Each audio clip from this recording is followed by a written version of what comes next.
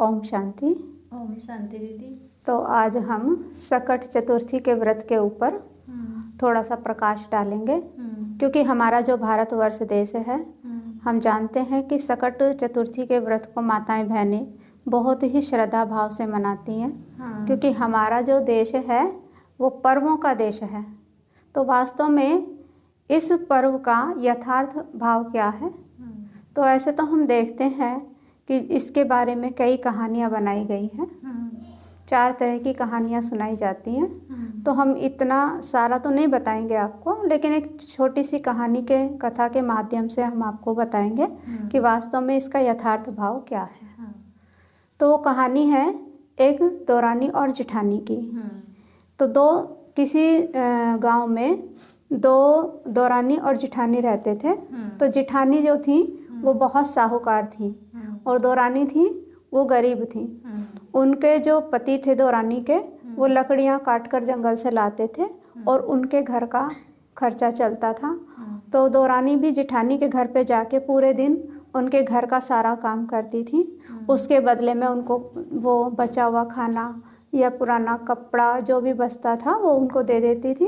अच्छा। और उससे उनके घर का जीवन निर्वाह चलता रहता था। गरीबी थी दौरानी के, हाँ जी। दौरानी के घर में गरीबी थी, तो इसलिए वो पूरे दिन उनके घर का कार्य करती थी। और ऐसे चलते चलते एक दिन जब गणेश चतुर्थी का व्रत आया, तो उस दिन सवेरे में दौरानी उठी, उसने भी व्रत रखा, गणेश जी की पूजा की।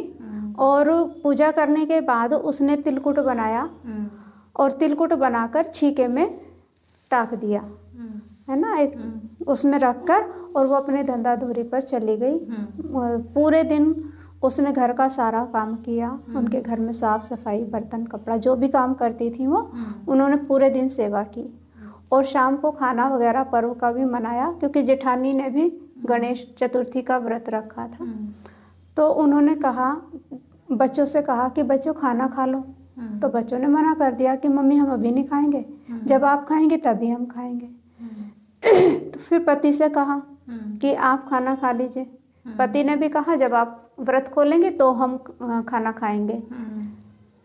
तो फिर किसी ने भी घर में उस दिन उस समय तक खाना नहीं खाया, क्योंकि ऐसी मान्यता है कि जब तक चंद्रमा को अर्घ्य ना दिया जाए तब तक व्रत नहीं खोलती हैं माताएं। तो उसके बाद वो दौरानी से बोली कि देखो अब तो रात हो गई है, अभी किसी ने भी घर में खाना नहीं खाया है, और जब तक कोई खाना नहीं खाएंगे तो मैं आपको कैसे दे सकती हूँ?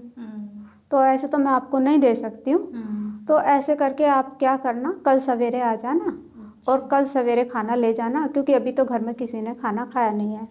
तो फिर दौरानी वहाँ से चली जाती हैं। उधर दौरानी के घर में जो उसके बच्चे थे वो आज बहुत खुशी से मम्मी का इंतज़ार कर रहे थे। पति भी थे वहाँ और सोच रहे थे आज मम्मी आएगी, क्योंकि त्योहार का दिन है। तो बच्चों को तो देखो मिठाई वगैरह अच्छे अच्छे पकवान खाने का बहुत शौक होता है ना। तो बच्चे सोच रहे, त्योहारों पे बनता भी है। हाँ बनता है, तो इसलिए बच्चों को भी खुशी थी।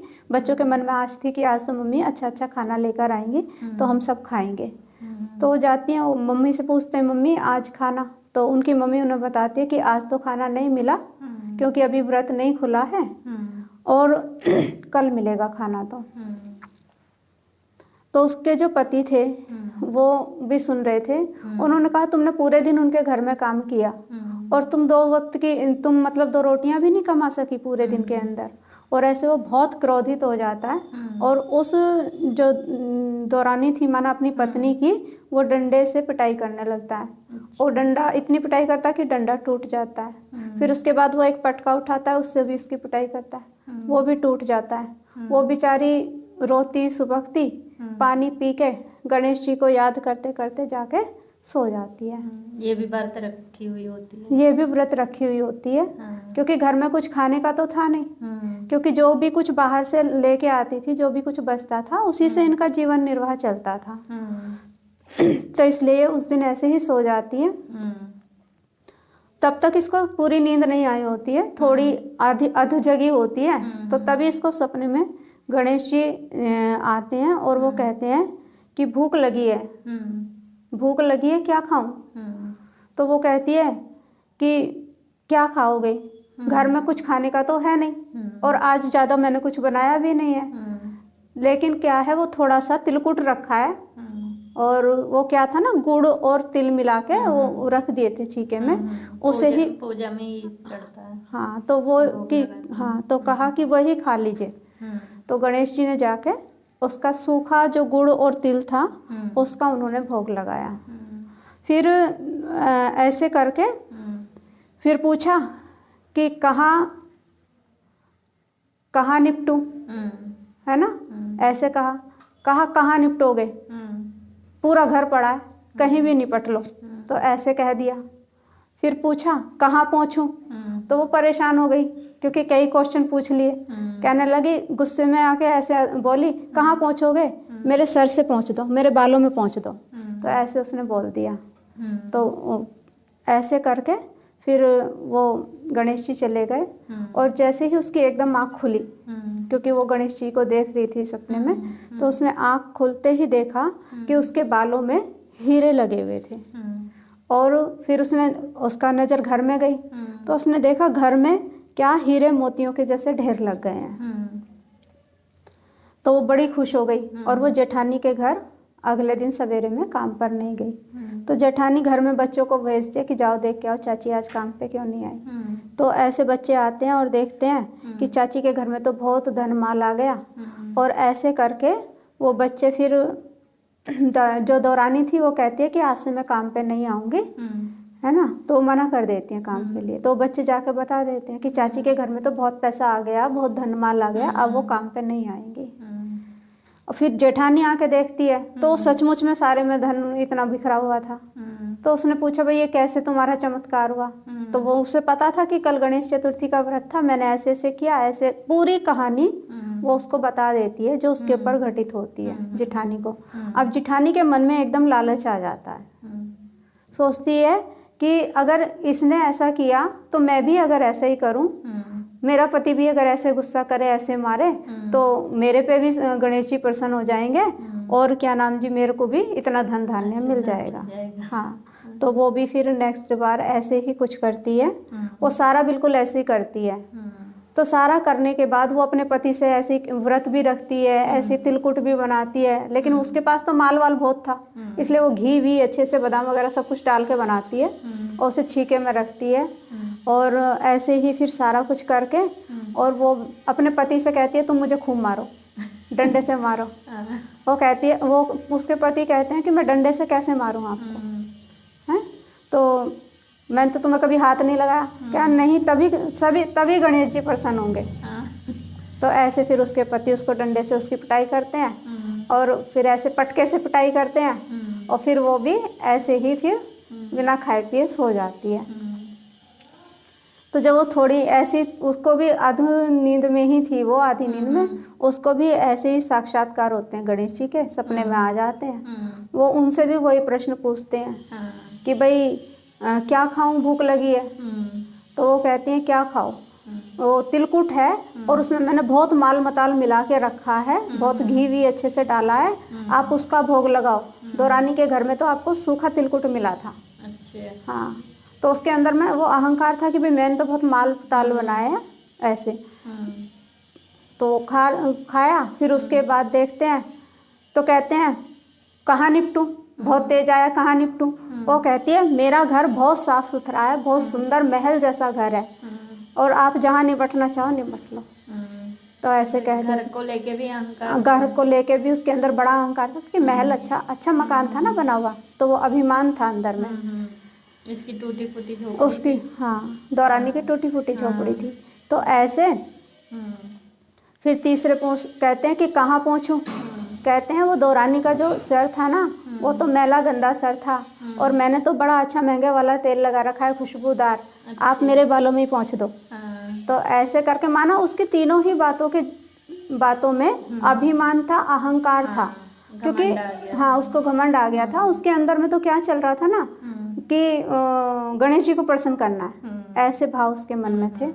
तो ऐसे करके वो बोलती है, लेकिन जब वो फिर सवेरे में उठ के देखती है तो उसके बालों में गंदगी लगी हुई थी, और घर में भी सारे में बहुत गंदा फैल रहा था, वो उठती है, वो देखती है, अरे ये क्या हुआ, मैंने तो गणेश जी को जो दौरानी ने किया था मैंने तो उससे भी अच्छा अच्छा सब कुछ किया, लेकिन मेरे को तो कुछ भी नहीं मिला, है ना। वो बालों को भी साफ करने की कोशिश करती है, घर की गंदगी को बहुत साफ करने की कोशिश करती है, लेकिन कर नहीं पाती है ना। तो ऐसे फिर उसको पश्चाताप होता है कि ये गणेश जी ने मेरे साथ ही ये क्या कर दिया। फिर वो क्षमा मांगती है कि हे गणपति महाराज मुझे क्षमा करना, क्योंकि मेरे अंदर लोभ लालच आ गया, इस कारण से शायद ये सब कुछ हो गया, है ना। तो देखो ऐसी ये कहानी प्रचलित है। तो इस कहानी का वास्तव में भावार्थ क्या है? इसका भावार्थ यही है कि परमात्मा को जब भी हम याद करेंगे तो हमारे मन में स्वच्छता होनी चाहिए, सत्यता होनी चाहिए, पवित्रता होनी चाहिए। और परमात्मा ईश्वर माना दाता है, सभी कष्टों को दूर करने वाला, वो ऑल माइटी अथॉरिटी है। तो जब हम उसको सच्चे दिल से याद करते हैं तो हमारे मन की सारी मनोकामनाएं पूर्ण हो जाती हैं। तो ऐसे अगर हम सच्चे सच्चे अपने जीवन में तन मन धन से संबंधित सभी समस्याओं का समाधान करना चाहते हैं तो उसके लिए हमें उस सच्चे परमात्मा को सच्चे दिल से पहचानना होगा, स्वीकार करना होगा।